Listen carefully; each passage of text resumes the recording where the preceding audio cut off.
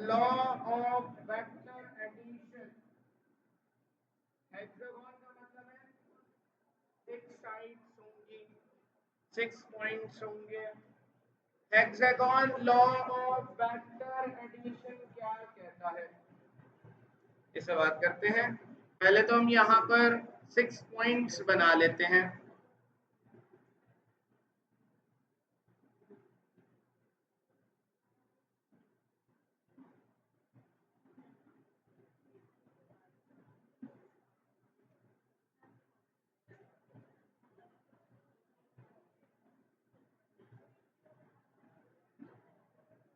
Six points हमने यहाँ बना लिए।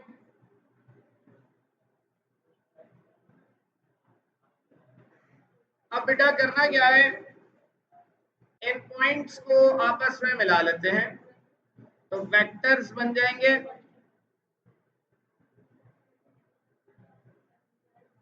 यह आ गया वेक्टर ए, वेक्टर ए भी,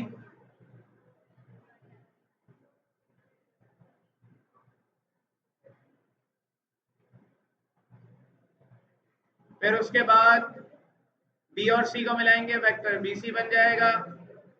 बेटा खामोश हो जाइए। सी और डी को मिला देंगे, तीसरा वेक्टर। फिर उसके बाद डी और ई को मिलाएंगे, नेक्स्ट वेक्टर बन गया। ई और एफ को मिला देंगे।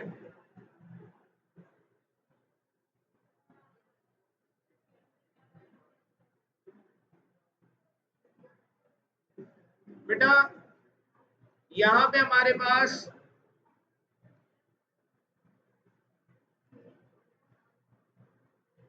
पांच इसकी साइड्स हैं। हेक्सागोन लॉ ऑफ वेक्टर कहता है कि जो इसकी आखिरी साइड होगी, मतलब जो आखिरी साइड क्या है, ए और एफ को मिलाने वाला वेक्टर, ये जो आखिरी साइड है ये सम ऑफ ऑल साइड्स के बराबर होगा। हेक्सागोन लॉ ऑफ वेक्टर ये कहता है कि जो आखिरी साइड है, आखिरी वेक्टर है, ये vector A B, vector B C, vector C D, vector D E और वेक्टर ई एफ, ये सारे वेक्टर्स का सम होगा। ये प्रूव करना है हमें। अब ये प्रूव कैसे करेंगे, prove head to tail rule से ही होगा ये। सबसे पहला काम, हमें वेक्टर सपोज करने पड़ेंगे। मतलब ए बी जो साइड है इसको हम कह रहे हैं वेक्टर ए, इसको हम कह रहे हैं वेक्टर बी, इसको हम सी सपोज कर रहे हैं, इसको हम डी सपोज कर रहे हैं और इसको हम वेक्टर ई सपोज कर रहे हैं। तो हमारे पास A B C D E 5 vectors हैं जो हमें सपोज करने पड़ेंगे, जो कि 5 साइड्स को रिप्रेजेंट करेंगे हेक्सागोन की। तो हम यहां पर मेंशन कर लेते हैं, let vector A, vector B, C, D and E are the side are the vectors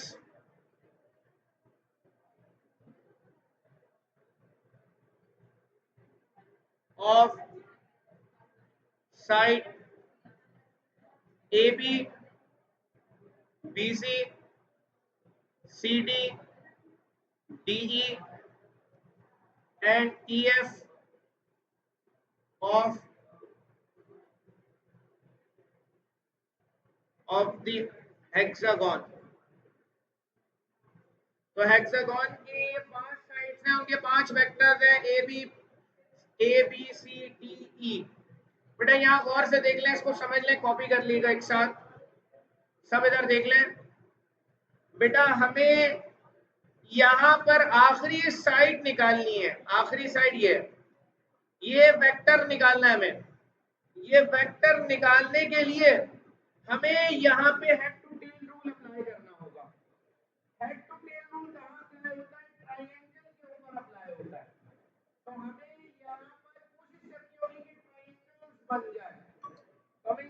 triangles बनाने होंगे बेटा। ट्रायंगल्स कैसे बनाएंगे जरा देखिएगा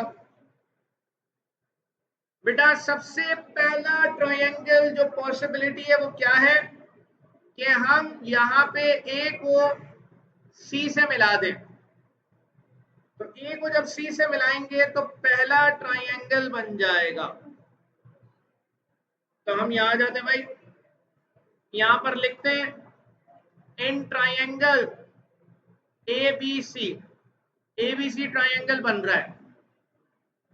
समझाने के लिए अलग से बना रहा हूं, मर्जी है बनाना चाहे बना ले, नहीं बनाना चाहते नहीं बनाए अलग से। कि ये वेक्टर ए है जो कि ए बी है,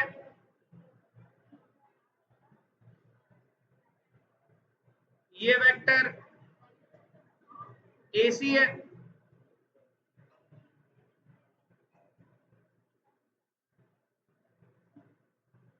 और ये वेक्टर बी सी है।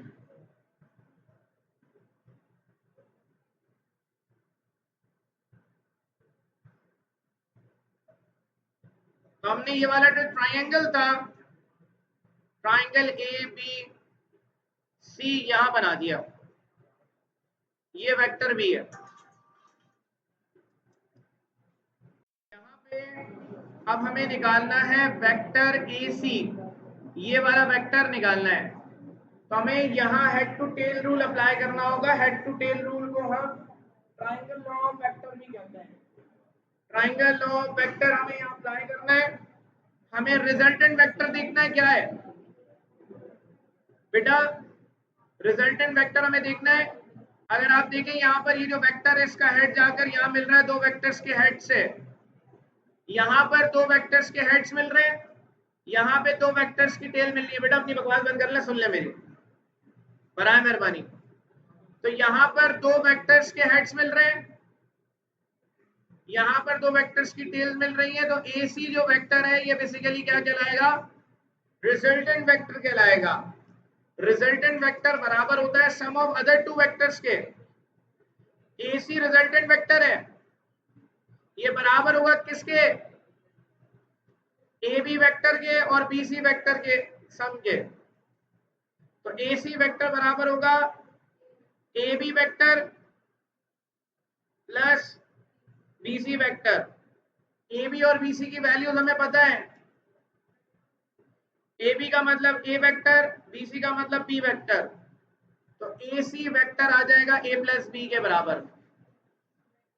हम यहां मेंशन भी कर देंगे अप्लाइंग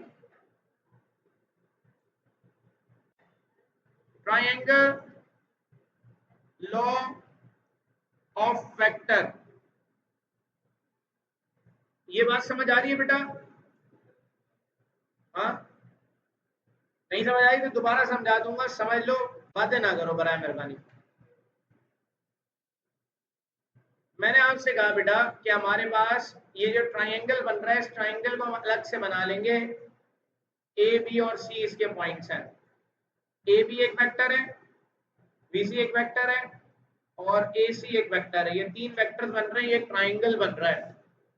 अब बेटा इसके अंदर हमें रिजल्टेंट वेक्टर देखना है। ये जो एरो हेड है ये यहाँ जा रहा है, ये जो वेक्टर बी का बी सी का एरो हेड है ये यहाँ जा रहा है। ये वेक्टर्स के हेड्स क्या मिल रहे हैं, यहाँ पर वेक्टर्स की टेल्स मिल रही है। तो जो वेक्टर दूसरे वेक्टर के हेड से हेड मिला रहा हो, टेल से टेल मिला रहा हो, इस वेक्टर को रिजल्टेंट वेक्टर कहते हैं। ये वेक्टर है ए सी, तो ए सी जो वेक्टर है ये रिजल्टेंट वेक्टर है। हेड टू टेल रूल कहता है, ट्रायंगल लॉ ऑफ वेक्टर कहता है कि जो रिजल्टेंट वेक्टर है ये बराबर होगा sum of other two vectors के। तो दो कौन से वेक्टर्स बच गए, एक वेक्टर ए बी, दूसरा वेक्टर है बी सी। तो ए सी जो वेक्टर है ये बराबर होगा A B plus B C vector के। ए बी को हमने ए सपोज करा है, बी सी को हमने बी सपोज करा है, तो ए सी वेक्टर आ गया ए प्लस बी। तो मैं यहां पर मेंशन कर देता हूं, लिख देता हूं इस फिगर में, ये हो गया भाई ए प्लस बी। अब दूसरा ट्रायंगल कैसे बनेगा, बारी बारी मिलाते जाएंगे पॉइंट्स को। पहले सी को मिलाया था, अब डी से मिलाएंगे। तो यहां से यहां डी मिला दिया इसको, अब आप यहां पर देखें तो दूसरा ट्राइंगल मिल रहा है, ये ट्राइंगल है दूसरा, ये जो ट्राइंगल है ये दूसरा ट्राइंगल हमें मिल गया है। अब हम इस ट्राइंगल की बात करेंगे, इसका वेक्टर ये रहा। इस ट्राइंगल की बात करते हैं, इस ट्राइंगल का नाम है, पॉइंट है ए सी डी। हम यहां पर लिखेंगे in triangle A C D.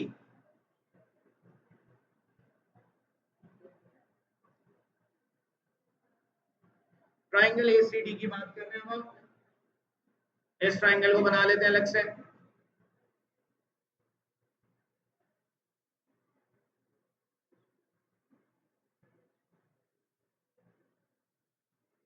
अब बेटा ए सी डी बनाने के लिए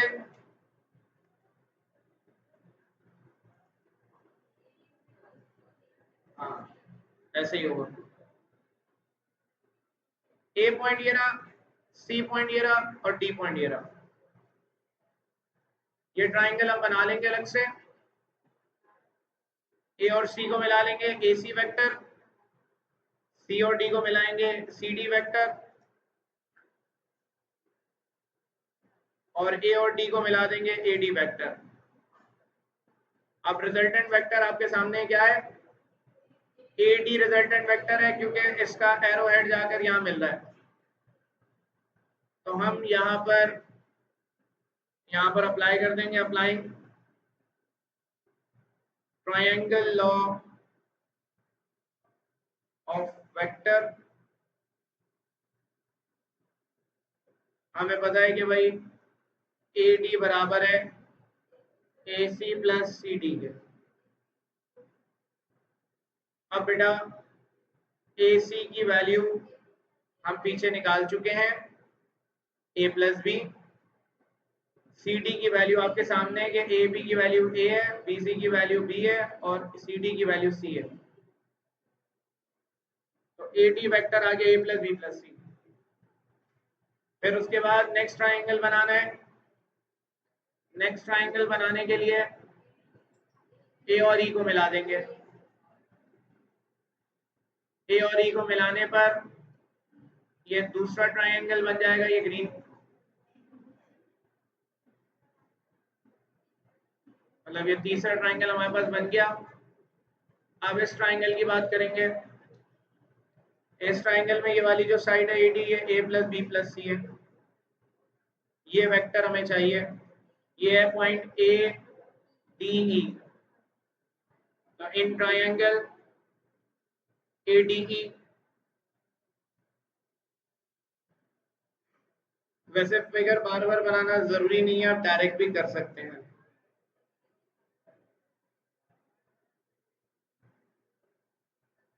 ए डी एक वेक्टर है, डी ई दूसरा वेक्टर है, और ए ई एक और वेक्टर है।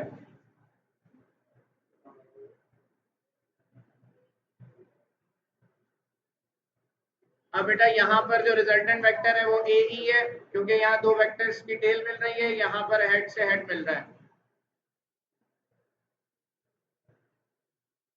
तो यहाँ पे रिजल्टेंट वेक्टर ए ई है, ए ई बराबर है ए डी प्लस डी।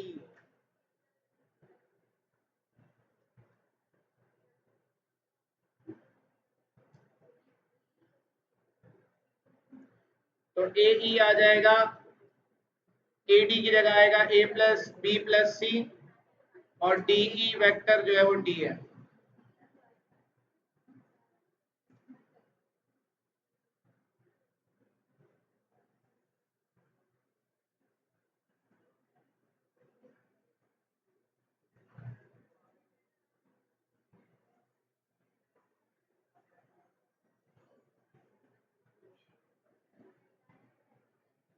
अब आखिरी ट्राइंगल बनेगा,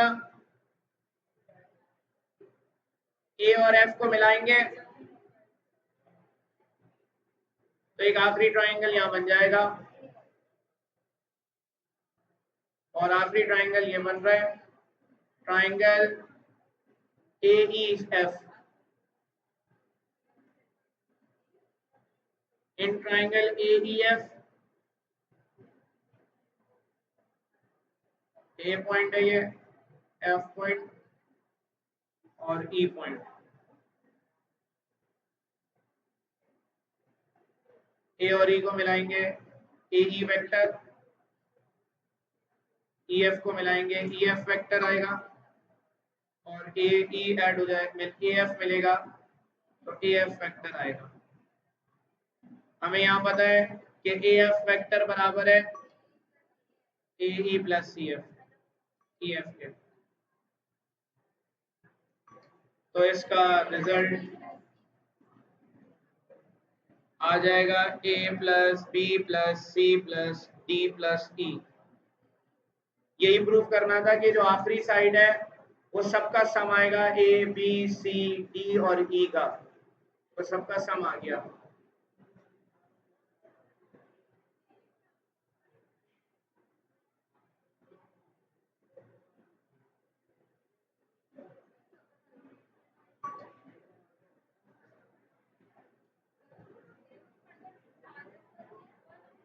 जी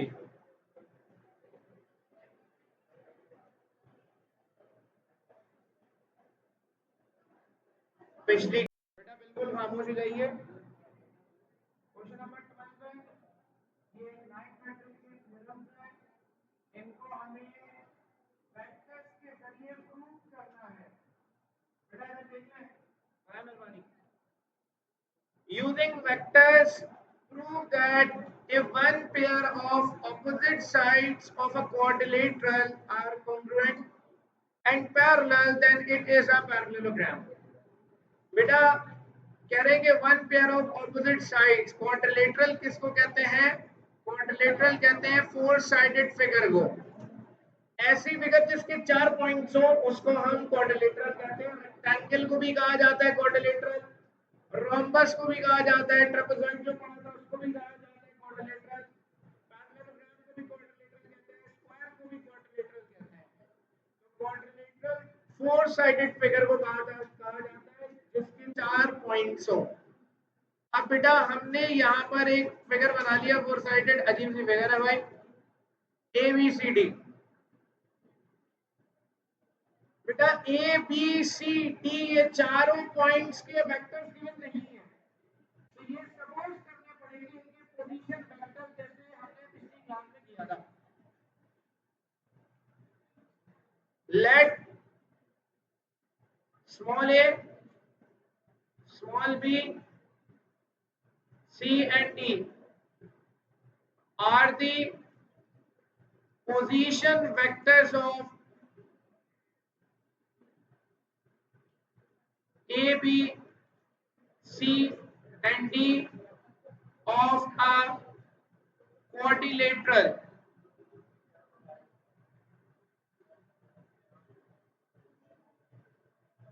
ये क्वाड्रिलेटरल के 4 पोजीशन वेक्टर हमने सपोज कर लिए A B C D points के। बेटा सारे काम छोड़ के इधर देख लो, उसको समझ लो। गिवन कंडीशन क्या है? गिवन कंडीशन ये है कि one pair of opposite side of a quadrilateral are congruent, मतलब सेम, सेम का मतलब बराबर हो, एंड पैरेलल हो। तो गिवन कंडीशन है कि कोई भी एक पेयर ऑपोजिट साइड्स का, या तो एबी और बीसी या तो बीसी और एडी, दोनों में से किसी एक पेयर को देखना है। तो हम यहाँ पर लिख लेते हैं ए बी एक वेक्टर है। हम कह रहे हैं कि गिवन कंडीशन है कि ए बी और डी सी बराबर है। ये गिवन कंडीशन है कि वेक्टर ए बी और वेक्टर डी सी बराबर है। सवाल में लिखा भाई कि ऑपोजिट साइड जो है वो बराबर है और पैरेलल है, एक पेयर की बात हो रही है। ये गिवन कंडीशन है, इसकी मदद से क्या प्रूव करना है कि ये पैरेललोग्राम है। अब बेटा ए बी और डी सी को बराबर रखने से क्या फायदा होगा अभी देख लेंगे आगे। बेटा हमें पैरेललोग्राम में क्या करना होता है? ऑपोजिट साइड्स को बराबर लाना होता है। तो हम ये क्वाड्रिलेटरल जो है इसकी चारों साइड्स को फाइंड आउट करेंगे। हम निकालेंगे vector A B. A B कैसे निकलेगा? बी माइनस ए से। हमें पता है कि ए बी बराबर है ओ बी माइनस ओ ए या ए बी माइनस ए, एक ही बात है।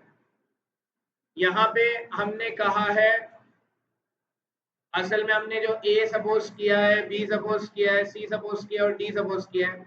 ये क्या है? ए जो है ओ है बेसिकली, बी ओ बी है, सी ओ सी है, सी का पोजीशन वेक्टर है, और डी जो है वो ओ डी है, मतलब डी का पोजीशन वेक्टर। तो ओ बी बराबर है बी के, ओ ए बराबर है ए के। तो ए बी की वैल्यू आ गई हमारे पास। ये ए बी किसके बराबर आना चाहिए? डीसी के बराबर आना चाहिए, ये प्रूफ करना है हमें। डीसी निकालेंगे वेक्टर, डीसी निकलेगा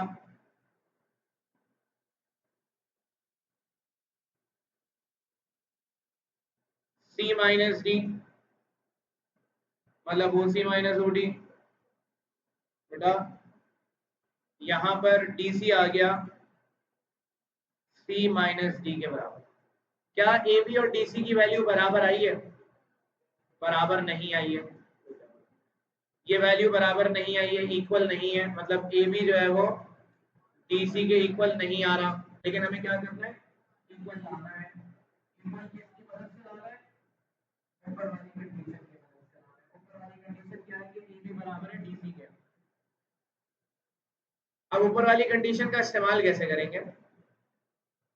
अभी कॉपी मैंने मना किया था करने से, नहीं करिएगा, 2 मिनट रुक जाइएगा। ऊपर वाली जो कंडीशन है, मुझे एक लाइन की असल में जरूरत है, इसको थोड़ा ऊपर लिखा।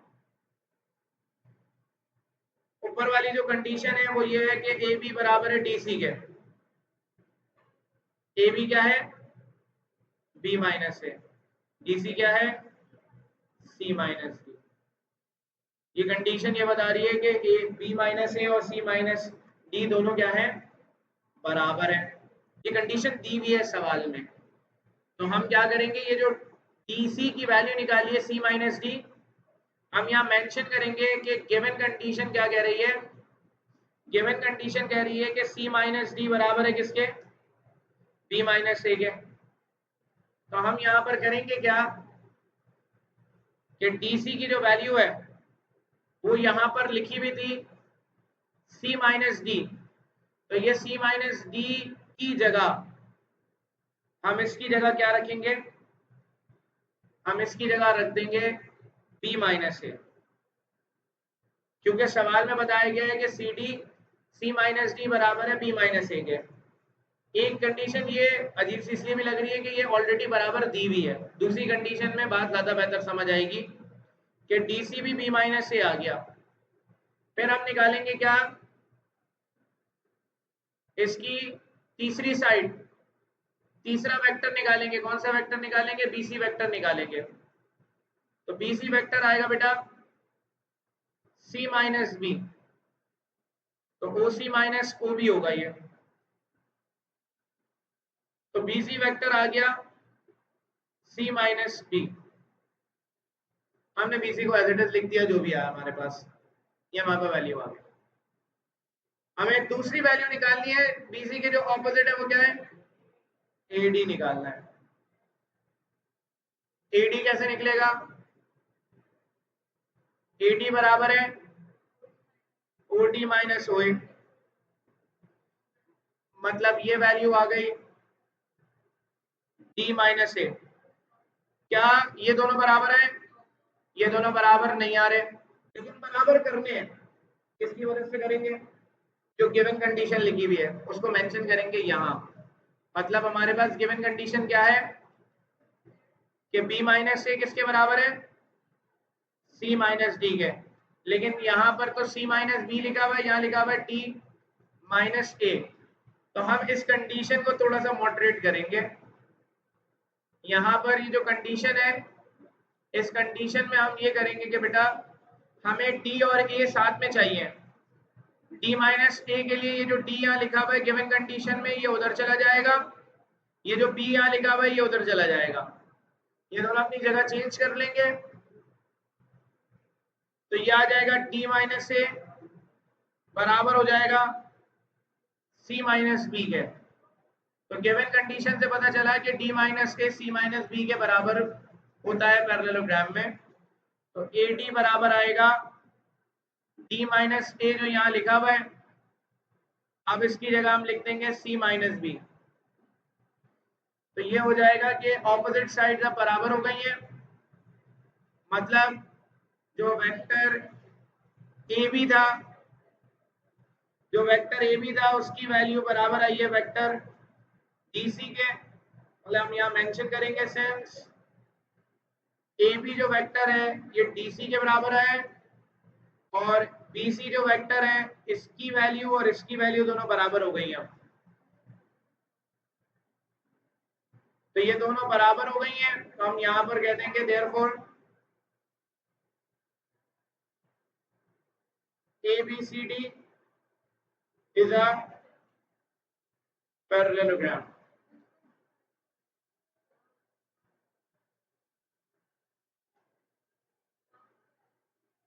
वन पेयर का मतलब है कि गिवन कंडीशन है, इफ वाली कंडीशन गिवन होती है, मतलब ये कह रहे हैं कि if one pair of opposite side of a quadrilateral are congruent in parallel then it is a parallelogram. मतलब कोई भी एक पेयर को लेंगे, मतलब कौन कौन सा, अगर मैं ले रहा हूँ AB और DC ये दोनों एक पेयर है, तो मैं कह रहा हूँ कि ये दोनों बराबर मैंने गिवन कंडीशन में लिख दी है कि ये बराबर है। अब ये बराबर है तो AB और DC की वैल्यू तो बराबर ही आएगी ऑब्वियसली। जो ऑपोजिट दूसरी साइड है मतलब BC और AD इसको भी बराबर करना होगा इस कंडीशन की मदद से। इस कंडीशन की मदद से बराबर करने के लिए आपने पहले BC वेक्टर निकाला जो कि C माइनस बी आया, आपने AD वेक्टर निकाला जो कि D माइनस ए आया, ये दोनों वेक्टर बराबर नहीं आए, बराबर नहीं है, इनको बराबर करने के लिए आपने इस कंडीशन को लिखा यहाँ पर, जो गिवन कंडीशन है इसकी मदद ली आपने यहाँ पर। इस गिवन कंडीशन में वैल्यूज को आगे पीछे करने से आपके पास ये आ गया कि डी माइनस ए सी माइनस बी के बराबर है, तो इसीलिए आपने डी माइनस ए की जगह सी माइनस बी रख दिया और आपके पास ए बी और डी सी बराबर आ गया, बी सी और ए डी बराबर आ गया, इसका मतलब ये पैरेललोग्राम। ये पेपर में वैसे तो नहीं आया, अभी तक तो नहीं आया, और अमूमन काफी जगहों पे सवाल कराया भी नहीं जाता, फिर हम कराते हैं सर।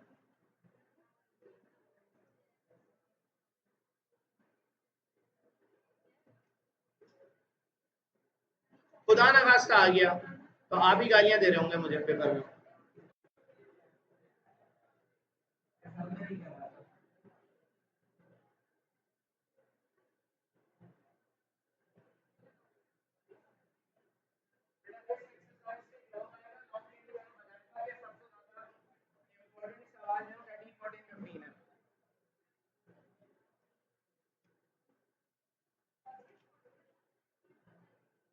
शॉर्ट 3.456।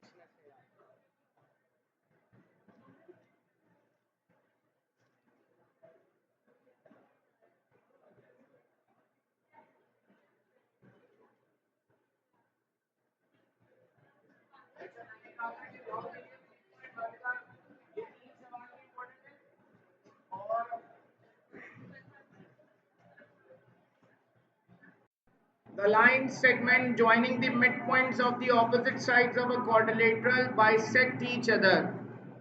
मतलब क्या है बेटा भाई, क्वाड्रिलेटरल की बात हो रही है, फोर साइडेड फिगर कोई भी बना लेते हैं, स्क्वायर बना लेते हैं, फोर साइडेड फिगर को क्वाड्रिलेटरल कहते हैं। ए बी सी डी ये 4 पॉइंट्स हैं इसके।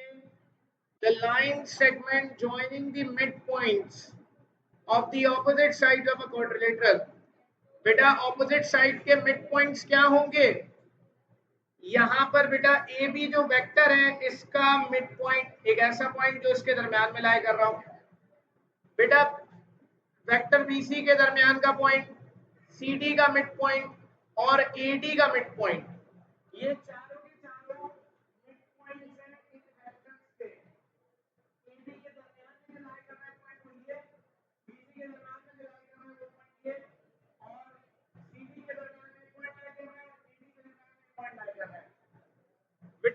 सवाल में कहा जा रहा है कि हमें क्या प्रूफ करना है कि मिड पॉइंट्स को मिलाने वाली जो लाइन है, ऑपोजिट साइड से मिड पॉइंट्स को मिलाने वाली जो लाइन है वो बाइसेक्ट हो रही है। मतलब क्या कि यहां पर ये दोनों को मिलाने वाली लाइन और इन दोनों को मिलाने वाली लाइन ये बाइसेक्ट हो रही है। बाइसेक्ट का मतलब होता है दो बराबर के हिस्सों में टूट जाना। मतलब ये लाइन फॉर एग्जांपल ये वाली लाइन थी 10 सेंटीमीटर की, समझाने के लिए फॉर एग्जांपल ये लाइन थी 8 सेंटीमीटर की। तो ये जो बीच वाला पॉइंट है ये क्या कर रहा है, इसको 5 सेंटीमीटर में ब्रेक कर रहा है, और ये जो 8 सेंटीमीटर वाली लाइन थी इसको 4 सेंटीमीटर और 4 सेंटीमीटर में ब्रेक कर रहा है। तो बाइसेक्ट का मतलब होता है कि डिवाइड करना दो बराबर के हिस्सों में किसी चीज को। तो ये दोनों लाइंस दो बराबर के हिस्सों में डिवाइड हो रही है, ये बात प्रूव करनी है बेटा। कह रहे हैं कि मिड पॉइंट्स को मिलाने वाली लाइन बाइसेक्ट कर रही है, तो सबसे पहले क्या निकालना होगा, मिड पॉइंट्स निकालने होंगे। हम मिड पॉइंट्स कैसे निकलेंगे,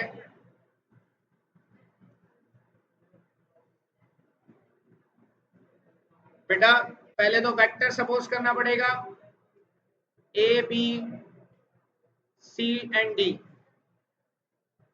are the position vectors of point A, B, C, D of a quadrilateral.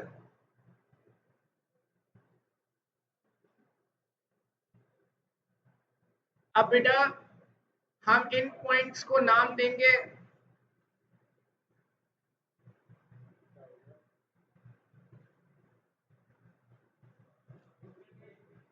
जी बेटा, इन पॉइंट्स को नाम देंगे ए बी सी डी के बाद इसको कह देंगे ई, इसको कह देंगे एफ जी और एच। बेटा हमें पॉइंट ई जो है इसका पोजीशन वेक्टर निकालना होगा मिड पॉइंट का, एफ निकालना होगा जो कि बीसी का मिड पॉइंट है, इसका पोजीशन वेक्टर निकालना होगा। तो हम यहां पर लिखेंगे फॉर पॉइंट ई ओ ई, ओ ई लिखते हैं भाई, let E be the mid point of vector A B. बेटा मिड पॉइंट का फॉर्मूला बताया था कि आर बराबर होता है ए प्लस बी अपॉन 2 के। बेटा किसको डिवाइड कर रहे हैं, ए बी वेक्टर को डिवाइड किया जा रहा है, तो ए के बराबर है, बी बी के बराबर है, तो ए वेक्टर ए के बराबर है, बी वेक्टर बी के बराबर है। तो सिंपल यहां पर ओ ई जो वेक्टर है ये बराबर आएगा ए प्लस बी अपॉन 2 के। फिर उसके बाद हमें निकालना है एफ वेक्टर, मतलब एफ जो पॉइंट है उसका वेक्टर निकालना है, मतलब O F. Let F be the mid point of vector B C. बेटा बी और सी का मिड पॉइंट है, तो ए की जगह बी आएगा, बी की जगह सी आएगा। आपको बताया था कि बी सी का मिड पॉइंट है तो क्या होगा, बी प्लस सी अपॉन 2। ए की जगह बी आएगा, फॉर्मूले में बी की जगह सी आएगा।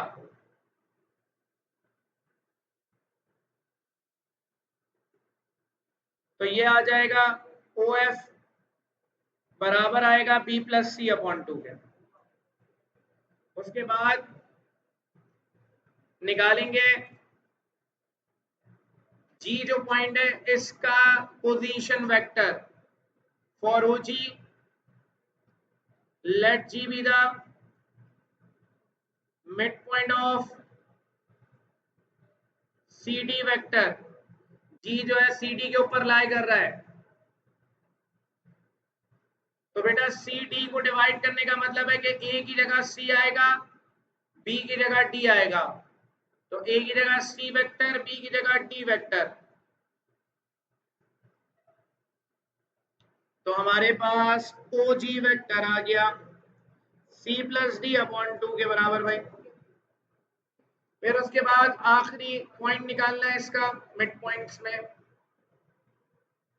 For OH let H be the midpoint of H जो है वो AD का मिड पॉइंट है, AD का मिड पॉइंट है तो A प्लस डी अपॉन 2 होगा, क्योंकि A के बराबर है, D B के बराबर होगा। तो यहां पर A की जगह A आएगा, B की जगह D आएगा। तो बेटा ये वेक्टर आ गया OH vector A plus D upon 2। ये हमने पहले मिड पॉइंट्स निकाल लिए, हमने मिड पॉइंट्स निकाल लिए। अब हम आगे काम करेंगे, यहां तक पहले कॉपी कर लें जल्दी से आगे।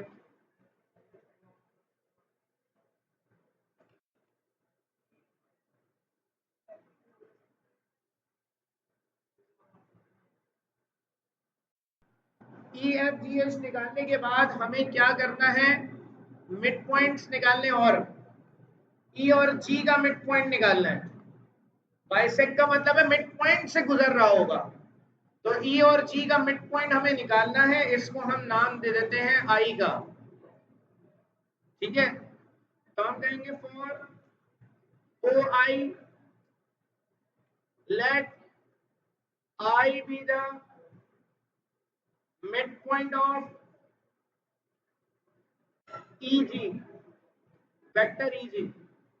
बेटा अब I जो है E और G का मिड पॉइंट है, तो बेटा A की जगह आपको पता है कि E पहले लिखा हुआ है, तो A की जगह E आएगा और G की जगह B मतलब B की जगह G आएगा। E की जगह E आने का मतलब है कि E की वैल्यू क्या हमारे पास है, OE की वैल्यू हमारे पास। तो A की जगह OE की वैल्यू आएगी जो कि A प्लस बी अपॉन 2 है। B की जगह OG की वैल्यू आएगी जो कि C प्लस डी अपॉन 2 है।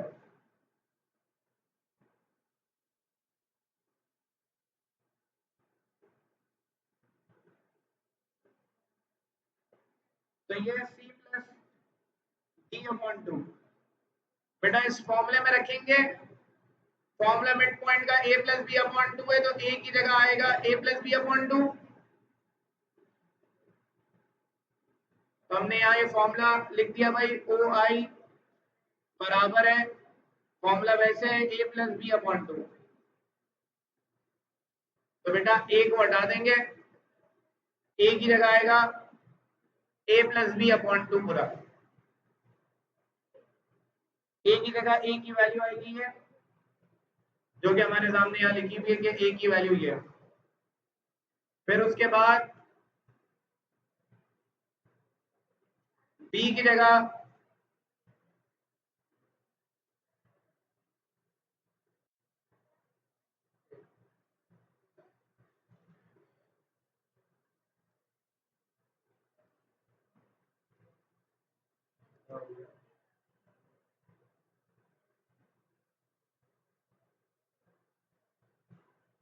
फिर यहाँ पे B की जगह आएगा C प्लस डी अपॉन 2।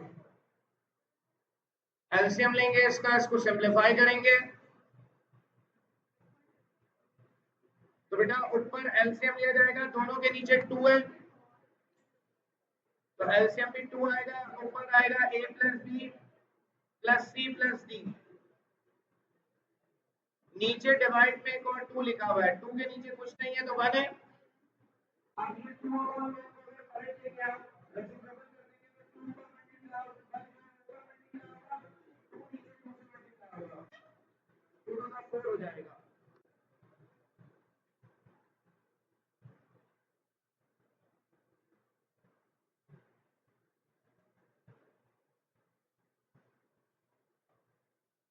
तो ये हो जाएगा OI वेक्टर आ जाएगा A plus B plus C plus D upon 4। तो हमने एक और वेक्टर निकाल लिया OI,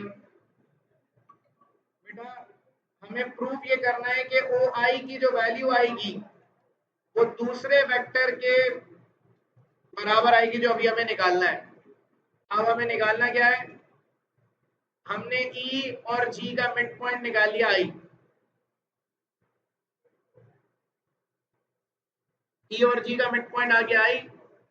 अब हमें निकालना है एच और एफ का मिड पॉइंट, एच और एफ जो वेक्टर है इसका मिड पॉइंट निकालना है।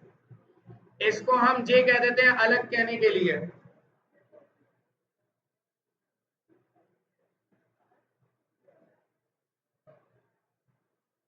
अब बेटा यहाँ पे for J O J let J be the mid point of F H. बेटा एफ और एच का मिड पॉइंट है तो फॉर्मूले में ए की जगह ओ एफ आएगा और बी की जगह ओ एच आएगा। ओ एफ जो है B plus C upon to है, ओ एच जो है वो ए प्लस डी अपॉन टू है। तो सिंपल वही फॉर्मूला दोबारा अप्लाई होगा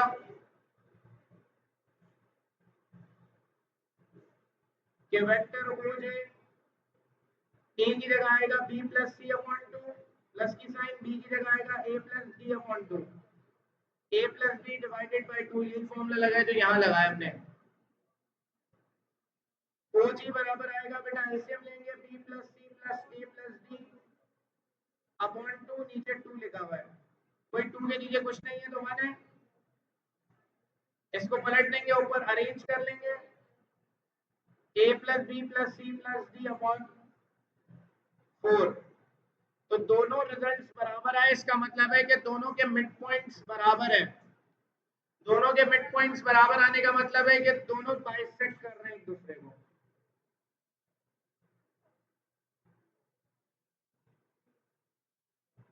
तो ये रिजल्ट और ये रिजल्ट आपके सामने क्या बराबर आ गया है, 4 है। तो ये रिजल्ट्स बराबर आ गए। बाइसेक्ट का मतलब यही कि मिड पॉइंट बराबर आएंगे। प्रूफ हो गया है। तो हम यहां पर लिख देंगे since O I is equal to O J is equals to a plus b plus c plus d upon 4. Therefore,